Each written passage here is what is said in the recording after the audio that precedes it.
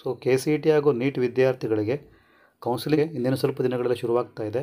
But ಈ ಟೈಮಲ್ಲಿ K A ಒಂದು ಶಾಕಿಂಗ್ ನ್ಯೂಸ್ನ ಕೊಟ್ಟಿದೆ.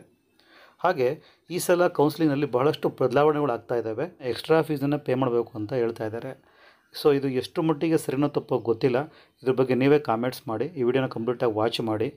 ನಮ್ಮ ಚಾನಲ್ಗೆ ಹೊಸಬರಾಗಿದ್ದರೆ ಸಬ್ಸ್ಕ್ರೈಬ್ ಮಾಡ್ಕೊಳ್ಳಿ to get next latest updates. ಈಗ MCC ಕಡೆಯಿಂದ ನೀಟ್ ವಿದ್ಯಾರ್ಥಿಗಳಿಗೆ ಆಲ್ ಇಂಡಿಯಾ ಕೋಟಾ ಮುಖಾಂತರ ನೀಟ್ ಕೌನ್ಸಿಲಿಂಗ್ ಶುರುವಾಗುತ್ತೆ. ಸೊ ಅಲ್ಲಿ ಆಪ್ಷನ್ ಎಂಟ್ರಿ ಮಾಡಬೇಕು ಫಸ್ಟ್ ರೌಂಡ್ಗೆ. ಅದಾದ ನಂತರ ಇಲ್ಲಿ ಅಂದರೆ ಕರ್ನಾಟಕದಲ್ಲಿ ಕರ್ನಾಟಕ ಪರೀಕ್ಷಾ ಪ್ರಾಧಿಕಾರದ ಮುಖಾಂತರ ನೀಟ್ ವಿದ್ಯಾರ್ಥಿಗಳಿಗೆ ಫಸ್ಟ್ ರೌಂಡ್ ಶುರುವಾಗುತ್ತೆ. ಅದಕ್ಕೆ ಆಪ್ಷನ್ ಎಂಟ್ರಿ ಮಾಡಬೇಕು. ಹಾಗೆ engineering, architecture, BSc, AG, nursing, pharmacy, veterinary ಈ ಕೋರ್ಸ್ಗಳಿಗೆ ಹೋಗಬೇಕು ಅಂದರೆ ನೀವು ಆಪ್ಷನ್ ಎಂಟ್ರಿ ಮಾಡಲೇಬೇಕು. ಬಟ್ ಈಗ ಕೆ ಎ ಕಡೆಯಿಂದ ಬಂದಿರೋ ಮಾಹಿತಿ ಏನು ಅಂದರೆ ಆಪ್ಷನ್ ಎಂಟ್ರಿ ಮಾಡೋದಕ್ಕೂ ನೀವು ಎಕ್ಸ್ಟ್ರಾ ಅಮೌಂಟನ್ನು ಕೊಡಬೇಕು ಅಂತ. ಹಾಗೆ ಪ್ರೀವಿಯಸ್ ಇಯರ್ಸಲ್ಲಿ ವೆರಿಫಿಕೇಷನ್ ಸ್ಲಿಪ್ಪಲ್ಲಿ ಸೀಕ್ರೆಟ್ ಕೀ ಇರ್ತಿತ್ತು.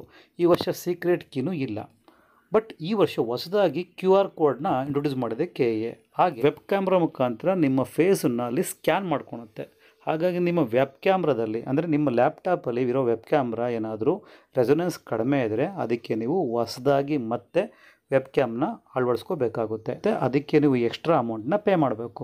ಓಕೆ, ಅದೇನೋ ಇರಲಿ, ಆಯಿತು. ಈಗ ಆಪ್ಷನ್ ಎಂಟ್ರಿ ಮಾಡೋದಕ್ಕೆ ಪ್ರತಿಯೊಬ್ಬ ವಿದ್ಯಾರ್ಥಿಗಳು ಸಹ ಅಮೌಂಟನ್ನು ಪೇ ಮಾಡಲೇಬೇಕಂತೆ. ಏನಾದರೂ ನೀವು ಆಪ್ಷನ್ ಎಂಟ್ರಿ ಮಾಡಬೇಕು ಅಂದರೆ ಅಮೌಂಟ್ ಪೇ ಮಾಡ್ದಲ್ಲೇ ಇದ್ದರೆ ನಿಮಗೆ ಅಲ್ಲಿ ಆಪ್ಷನ್ ಎಂಟ್ರಿ ಮಾಡೋದಕ್ಕೆ ಆಗೋದೇ ಇಲ್ಲ. ಅಂದರೆ ಆಪ್ಷನ್ ಎಂಟ್ರಿ ಮಾಡಬೇಕು ಅಂದರೆ ಕಾಲೇಜ್ಗಳು ಅಪಿಯರ್ ಆಗ್ತವೆ. ಸೀಟ್ ಮೆಟ್ರಿಕ್ಸಲ್ಲಿರೋ ಕಾಲೇಜುಗಳೆಲ್ಲ ಅಪಿಯರ್ ಆಗ್ತವೆ. ಸೊ ಆ ಕಾಲೇಜುಗಳು ಅಪಿಯರ್ ಆಗಬೇಕು. ನೀವು ಕಾಲೇಜುಗಳನ್ನ ಸೆಲೆಕ್ಟ್ ಮಾಡಬೇಕು ಅಂದರೆ that is called option entry. Option entry ಮಾಡಬೇಕು ಅಂದರೆ ಕಾಲೇಜುಗಳು ಅಪಿಯರ್ ಆಗಬೇಕು. ಅಪಿಯರ್ ಆಗಬೇಕು ಅಂದರೆ ನೀವು ಫೀಸನ್ನು ಪೇ ಮಾಡಿರಲೇಬೇಕು. ನೀವು ಫೀಸ್ ಪೇ ಮಾಡ್ದಲ್ಲೇ ಇದ್ದರೆ ಆಪ್ಷನ್ ಎಂಟ್ರಿನಲ್ಲಿ ನೀವು ಕಾಲೇಜುಗಳನ್ನ ಆ್ಯಡ್ ಮಾಡ್ಕೊಳಕ್ಕೂ ಆಗೋಲ್ಲ, ಡಿಲೀಟ್ ಮಾಡ್ಕೊಳಕ್ಕೂ ಆಗೋಲ್ಲ. ಹಾಗಾಗಿ ನೀವು ಆಪ್ಷನ್ ಎಂಟ್ರಿ ಮಾಡಬೇಕು ಅಂದರೆ ಫೀಸನ್ನು ಪೇ ಮಾಡಲೇಬೇಕು. ಹಾಗಾದರೆ ಫೀಸನ್ನು ಎಲ್ಲಿ ಹೇಗೆ ಪೇ ಮಾಡಬೇಕು ಅದೊಂದು ಕ್ವಶನ್ ಬರುತ್ತಲ್ವ. ಅದಕ್ಕೆ ಸದ್ಯಕ್ಕೆ ಕೆ ಎ ಒಂದು ಲಿಂಕನ್ನು ಪ್ರೊವೈಡ್ ಮಾಡ್ತಾರೆ. ಆ ಲಿಂಕ್ ಮುಖಾಂತರ ನೀವು ಫೀಸನ್ನು ಪೇ ಮಾಡಬೇಕು. ಅದು ಇರಲಿ, ನೀವು ಅಲ್ಲೇ ಫೀಸನ್ನು ಪೇ ಮಾಡೋಕ್ಕೆ ರೆಡಿ ಆಗಬೇಡಿ, ವೆಯ್ಟ್ ಮಾಡಿ. ಬಟ್ ನಾನು ಕೇಳ್ತಿರೋದೇನು ಅಂದರೆ ನಿಯರ್ಲಿ ಕರ್ನಾಟಕದಲ್ಲಿ 2 ಲಕ್ಷ 2.5 ಲಕ್ಷ ಜನ ಈಗ CET ಎಕ್ಸಾಮ್ಸ್ನ ಈಗ ಆಪ್ಷನ್ ಎಂಟ್ರಿ ಮಾಡ್ತಾರೆ ಅಂದ್ಕೊಳ್ಳೋಣ. ನಿಯರ್ಲಿ 2 ಲ್ಯಾಕ್ಸ್ ಅಂದ್ಕೊಳ್ಳಿ.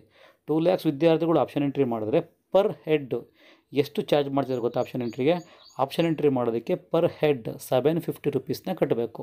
ಆ 750 ರುಪೀಸ್ನ ಕಟ್ಟಬೇಕು ಪ್ರತಿಯೊಬ್ಬ ವಿದ್ಯಾರ್ಥಿಗಳು ಅಂದರೆ 2 ಲ್ಯಾಕ್ ಇಂಟು 750 ಅಮೌಂಟ್ ಎಷ್ಟಾಗುತ್ತೆ ಕೌಂಟ್ ಮಾಡ್ಕೊಳ್ಳಿ.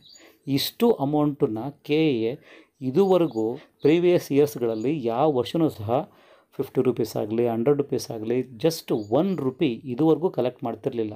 ಬಟ್ ಈಗ ಆಪ್ಷನ್ ಎಂಟ್ರಿ ಮಾಡೋದಕ್ಕೆ 750 ಕೊಡಬೇಕು ಅಂದರೆ 2 ಲ್ಯಾಕ್ ಇಂಟು 750 ರುಪೀಸ್ನ ಕಟ್ಟಬೇಕು ಅಂದರೆ ಎಷ್ಟು ಅಮೌಂಟ್ ಆಯಿತು? ಇದ್ರ ಬಗ್ಗೆ ನಿಮ್ಮ ಅನಿಸಿಕೆ ಏನು ಅಂತ ಹೇಳಿ. ನೀವು ಫೀಸನ್ನು ಪೇ ಮಾಡೋಕ್ಕೆ ಏನೋ ರೆಡಿ ಇರ್ತೀರಾ ಅಥವಾ ರೆಡಿ ಇರಲ್ಲೋ ಗೊತ್ತಿಲ್ಲ.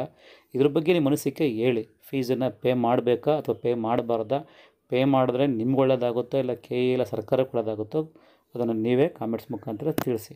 ಇದುವರೆಗೂ ಪ್ರೀವಿಯಸ್ ಇಯರ್ಸಲ್ಲಿ ಯಾವ ರೀತಿ ಆಪ್ಷನ್ ಎಂಟ್ರಿ ಮಾಡೋದಕ್ಕೆ ಫೀಸನ್ನು ಪೇ ಮಾಡ್ತಿರ್ಲಿಲ್ವೋ ಅದೇ ರೀತಿ ಈ ವರ್ಷವೂ ಅಷ್ಟೇ ಬಿಟ್ಟುಬಿಡಿ. ಇಲ್ಲ ಅಟ್ಲೀಸ್ಟ್ 100 ರುಪೀಸಾ 200 ರುಪೀಸಾ ಅದು ಅಲ್ಲ, 750 ಪರ್ ಹೆಡ್ ಕೊಡಬೇಕು ಅಂದರೆ ಅಮೌಂಟು ಜಾಸ್ತಿ ಆಯಿತು ಅಂತ ಅನಿಸುತ್ತೆ. ಫೀಸ್ ಪೇ ಮಾಡೋರು ನೀವು. ಇದ್ರ ಬಗ್ಗೆ ನಿಮ್ಮ ಅನಿಸಿಕೆ ಏನು ಅಂತ ಕಾಮೆಂಟ್ ಸೆಕ್ಷನಲ್ಲಿ ಕಾಮೆಂಟ್ ಹಾಕಿ. ಅಟ್ಲೀಸ್ಟ್ ಈ ಕಾಮೆಂಟ್ಸ್ಗಳು ಸರ್ಕಾರದ ಮಟ್ಟಕ್ಕೆ ಅಥವಾ ಕೆ ಎ ಮಟ್ಟಕ್ಕೆ ತಲುಪಲಿ. ಇದಿಷ್ಟೇ ನಮ್ಮ ಕಳಕಳಿ. ವಿದ್ಯಾರ್ಥಿಗಳಿಗೆ ಇದರಿಂದ ಬೆನಿಫಿಟ್ ಆಗುತ್ತೋ ಅಥವಾ ಬೆನಿಫಿಟ್ ಆಗಲ್ವ ಅಂತ ನೀವೇ ಕಾಮೆಂಟ್ಸಲ್ಲಿ ಹೇಳಿ. ಸೊ ಇದಿಷ್ಟೇ ಇವತ್ತಿನ ಮಾಹಿತಿ. Take care, bye. ಚಾನಲ್ಗೆ ಹೊಸಬರಾಗಿದ್ದರೆ ಸಬ್ಸ್ಕ್ರೈಬ್ ಮಾಡ್ಕೊಳ್ಳಿ to get next latest updates. ಅಲ್ಲಿವರೆಗೂ ಟೇಕ್ ಕೇರ್, ಬಾಯ್.